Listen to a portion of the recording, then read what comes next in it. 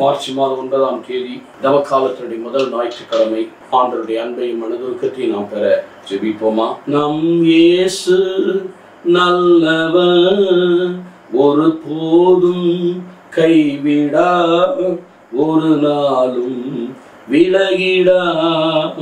ஒன்று சேர்ந்து நாம் துதிப்போம், சாத்தானை மீதிப்போம், தேசத்தை சுதந்தரிப்போம். ஒன்று சேர்ந்து நாம் துதிப்போம், சாத்தானை மீதிப்போம், தேசத்தை சுதந்தரிப்போம். நம் இயேசு நல்லவர், ஒரு போதும் கைவிடா, ஒரு நாளும் விலகிடா.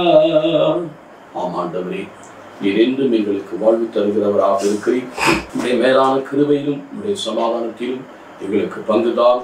உண்மையே நாங்கள் நோக்கி பார்க்க நீர் கிருபை செய்யும். தொடர்ந்து காத்தருள். இயேசுவின் நாமத்தில் பிதாவே, ஆமென். லூக்கா நற்செய்தி 4வது அதிகாரம் 1-13 உள்ள இறைவசனங்கள். இயேசு தூய ஆவியால் ஆட்கொள்ளப்பட்டு யோர்தான் ஆற்றை விட்டு திரும்பினார். பின்னர் அவர் தூய ஆவியினால் பாலைநிலத்துக்கு அழைத்துச் செல்லப்பட்டார். அவர் 40 நாள் அழகையின்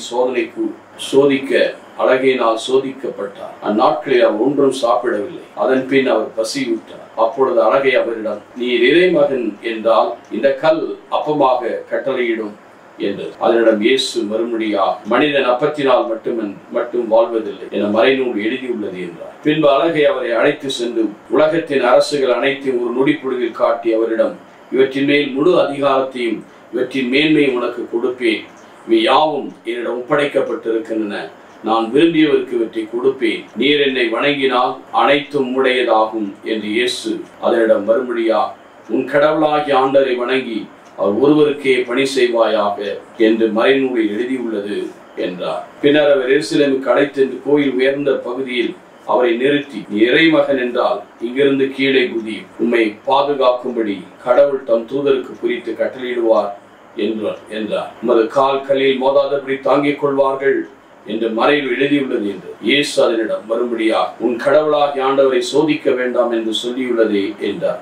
அழகை சோதனை அனைத்து முடித்துவிட்டு ஏற்ற காலம் வரும் வரை அவரை விட்டு அகன்றது. எனக்கு அருமையான சகோதர சகோதரிகளே, ஆண்டவராகிய இயேசுவின் இந்த சோதனை உண்மையிலே அவர் பரிசுத்தாவுடைய வல்லமையோடு பாலை நிலத்துக்கு அழைத்து செல்லப்பட்டார். கடைசியாக 13ஆம் வசனம் சொல்லுகிறது, சோதனை அனைத்து முடித்த பின்பு ஏற்ற காலம் வரும் வரை அவரை விட்டு அகன்றது. எப்பொழுது அவருடைய பலவீனம் ஏற்ற காலம் என்பது என்ன? ஏற்ற காலத்தில் நான் செய்மடுப்பேன், 2 கொரிந்தியர் 6 என்று சொல்லி, மீட்பின் நாளில் துணை செய்வேன். ஏற்ற காலத்தில் நான் மீட்படிப்பேன், ஏற்ற காலத்தில் நான் செவிமடுப்பேன், மீட்பின் நாளில் உனக்கு துணை செய்வேன் என்பதை அறிந்தது. சாத்தானுக்கு தெரியும் எப்போ அந்த பலவீனத்தில், உடல் பலவீனத்தில், மனிதன் என்ற முறையில் பலவீனத்தில் வருவார் என்றெல்லாம் அவருக்கு தெரியும். ஆகவே பலவீனத்தில் தான் அந்த சோதனை சந்திக்கப்படுகிறது. இங்கே நாம் பார்க்கிறோம் 3வது வசனம். அப்பொழுது அழகை அவரிடம், நீர் இறைமகன் என்றால் இந்த கல் அப்பமாகும்படி கட்டளையிடும் என்றது. நீ சன் ஆஃப் காட், அவர் இறைமகன் தான். அதே நேரத்தில் மனித மகனுமாக இருக்கும். இறைமகனை என்பது சோதிக்க முடியாது. மனித மகனாய் இருப்பதினால் தான் அதற்கு சோதனையை கொடுக்கின்றது. இறைமகன் என்றால் இந்த கல்லை அப்பமாக மாற்றும். இது எதற்காக இந்த கல்லை அப்பமாக மாற்ற வேண்டும்? அவருக்காக அப்பமாக மாற்றும் என்று கட்டளை. அப்போது இந்த அப்பம், அவர் அந்த பசியுற்ற நேரம், அவருக்கு பசியான நேரம். இந்த நேரத்தில் அவருக்கு அப்பம் தேவை. ஆனால் அப்பம் மட்டும் தேவையில்லை, கடவுளுடைய வார்த்தை நமக்கு உணவாக. இதை இணைச்சட்ட புத்தகம் 8வது அதிகாரத்திலே 3வது வசனத்திலே சொல்லப்பட்டிருக்கிறது. இணைச்சட்ட புத்தகம் 8வது அதிகாரம் 3வது வசனத்தில், இதோ மனிதன் அப்பத்தினால் மட்டுமன்று கடவுளுடைய வாயினின்று வருகிற ஒவ்வொரு சொல்லினாலும் உயிர் வாழ்கிறான். இது 3-4 வசனத்திலே பார்க்கிறோம். அவர் உங்களை எளியவராக்கினார், பசியை தந்தார். ஆனால் மனிதன் அப்பத்தினால் மட்டுமன்று, மாறாக கடவுள் வாய் சொல் ஒவ்வொன்றிலும் உயிர் வாழ்கிறான் என்று நீங்கள் தெரிந்து கொள்ளுமாறு நீங்கள் உங்கள் மூதாதையர் அறிந்திராத மன்னாவினால் உங்களை உண்பித்தார். என கருமையான சகோதரி, மனிதன் அப்பத்தினால் மட்டுமல்ல, கடவுளுடைய வார்த்தையும் உணவாக இருக்கிறது, கடவுளுடைய பிரசன உணவாக இருக்கிறது.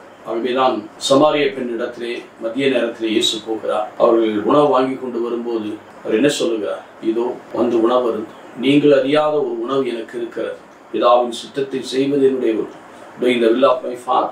நீங்களே உணவு கொடுங்கள். மார்க் 6வது அதிகாரத்திலே பார்த்தீங்கன்னா, யோவான் நற்செய்தியிலும் பார்த்தீர்கள் என்றால் 6வது அதிகாரத்திலே you give the food, நீங்கள் உணவு கொடுங்கள். அவங்க இங்கிருந்து இத்தனை பேருக்கு உணவு கொடுக்கும். நம்மிடம் இருப்பதே கடவுளுடைய பிரசன்னம்.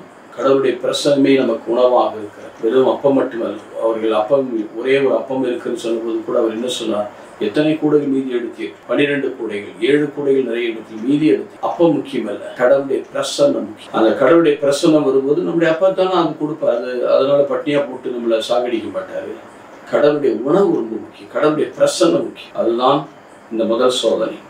இரண்டாவதாக இந்த சாத்தான் என்ன செய்கிறான்? இந்த சோதனை இறைமகன் என்றால் இது அவருக்கு அந்த சோதனை உருவாக்கி கொடுக்கு. இரண்டாவது, உயர்ந்த மலையில் கொண்டு போய் உலகத்தின் மேன்மையும் உலகத்தின் முழு அதிகாரத்தையும் மேன்மையும் உனக்கு கொடுப்பேன். ஆனா உலகத்தின் மேல் அதிகாரத்தையும் மேன்மையும் கடவுள்கிட்ட தான் இருக்கு. இந்த மேன்மை அதிகாரத்தை மனுஷனுக்கு கொடுத்தார். மனிதன் அதை இழந்து விட்டான். அதான் அவன் வாங்கிட்டான். இவ்வுலக அதிகாரத்தையும் மேன்மையும் என்னை நீ தண்டனிட்டு வணங்கு. அப்போது அவர் என்ன சொல்லுகிறார்? நாம் ஆண்டவர் ஒருவருக்கு தான் பணிவிடை செய்ய வேண்டும். ஆண்டவருக்கு பணிவிடை செய்வார். We should worship the Lord. அவருக்கு மட்டும்தான் தண்டனிட்டு வணங்க வேண்டும். அவரை மட்டும்தான் நாம் ஆராதிக்க வேண்டும். இன்னைக்கு பணம், பொருள், செல்வாக்கு இதெல்லாம் தெய்வம் அல்ல. இன்னைக்கு பண ஆசை, பொருள் ஆசை இவைகளெல்லாம் பிற இந்த உலக நிலைகளிலே ஒரு சோதனை. முதல்ல தகப்பனிடத்துல அந்த இறைமகனுக்குரிய சோதனை. இது உலக பொருட்கள் மீது சோதனை. அதான் அதைவிட முக்கியமானது. தேவனாகிய ஆண்டவர் தான் உண்மையான சொத்து. அவருக்கே நாம் பணிவிடை செய்ய வேண்டும். ஆகவேதான் அவர் என்ன சொல்லுகிறார்?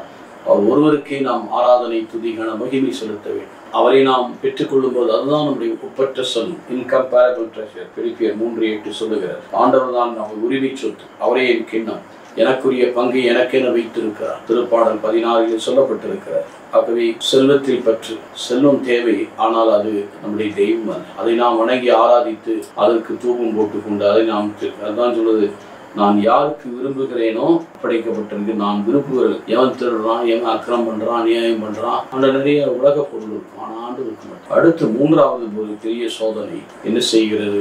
உயர்ந்த மலை மீது தேவாலயத்தினுடைய மேலே எடுத்து சென்று நீ கீழே குதிமுடைய தூதரனை தாங்கிக் கொள்வார்கள் என்று இது பைபிள்ல இருந்து எழுதிய மறைநூல் எழுதியது. மறைநூலை பற்றி சொல்லுகிறது. ஏனென்றால் இவர் ரெண்டையும் கடவுளுடைய வார்த்தையை கொண்டுதான் வெற்றி கொண்டார். ஆகவே இந்த மறைநூல் எழுதி உள்ளது என்று சொன்னார். அப்போது என்னன்னா, உன் தேவனாகிய ஆண்டவரை சோதியாது. கடவுளை மட்டும் சோதியாக இருக்கிறது இல்லை, யாரையுமே சோதிக்க முடியாது. No power to tempt us. We have the authority. சாத்தான் பாம்புகளையும் தேள்களையும் மிதிக்கும் வல்லமை நான் கொடுக்கிறேன். மார்க்கெட் 6 தீமைகள் மீது அதிகாரத்தை கொடுத்து he has given the power. அதான் சொல்றாரு மத்தேயு 28:18. விண்ணிலும் மண்ணிலும் எல்லா அதிகாரம் எனக்கு கொடுக்கப்பட்டது. இவருக்கு மண்ணில தான் அதிகாரம். விண்ணிலும் மண்ணிலும் எல்லா அதிகாரம் எனக்கு கொடுக்கப்பட்டது. Go therefore and preach the good news and make disciples of all nations. எல்லாரும் என்னை பின்பற்றும்படி செய்யுங்கள் என்று சொன்னார். ஆகவேதான் இங்கே உன் பணிவிடை செய்ய வேண்டும். இங்கு சோதிக்கவே you have no power to tempt us. If you lose our weakness, நம்முடைய பலவீனங்கள் இருந்தால் தான் நாம் வேதனையிலும் துன்பத்திலும் மாட்டிக்கொள்ளும். இதிலிருந்து நாம் விடுதலை பெற கடவுள் உதவி செய்வார். நல்ல ஆண்டவரே, சோதனையிலிருந்து எங்களை காத்துக்கொள்ளும். நீர் எங்களை பரிசுத்தமாக விடுதலை தாரும். இயேசுவின் நாமத்தில் ஆமென்.